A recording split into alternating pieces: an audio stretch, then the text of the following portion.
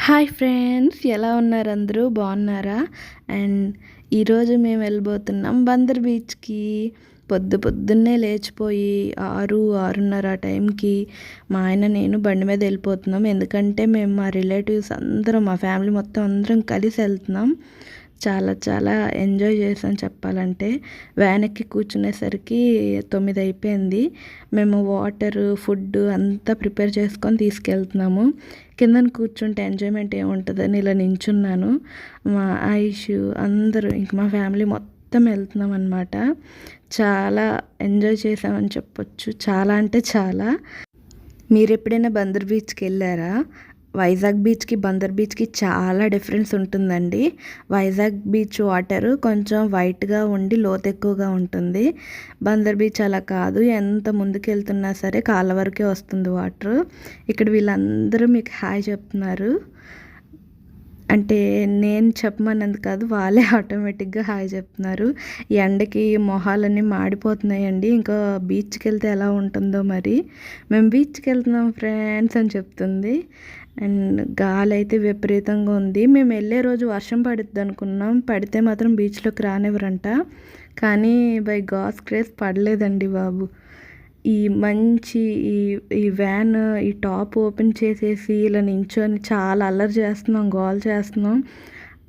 Almost Bandar బీచ్కి వచ్చేసాం.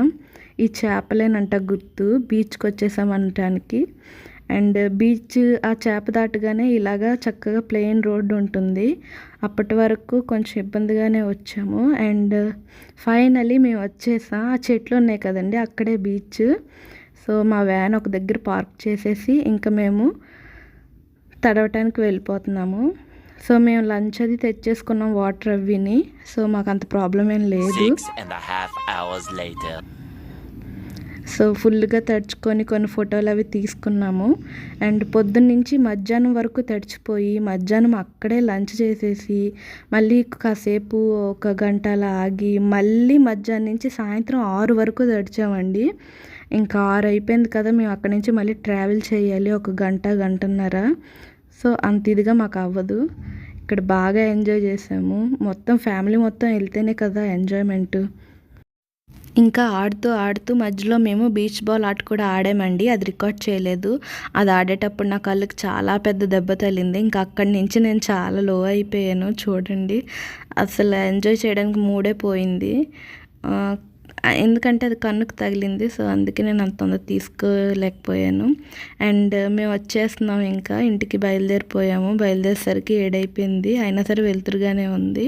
Family మెంబర్స్తో ఇలా ఒకసారి అయినా తిరగటం నాకు చాలా నచ్చింది.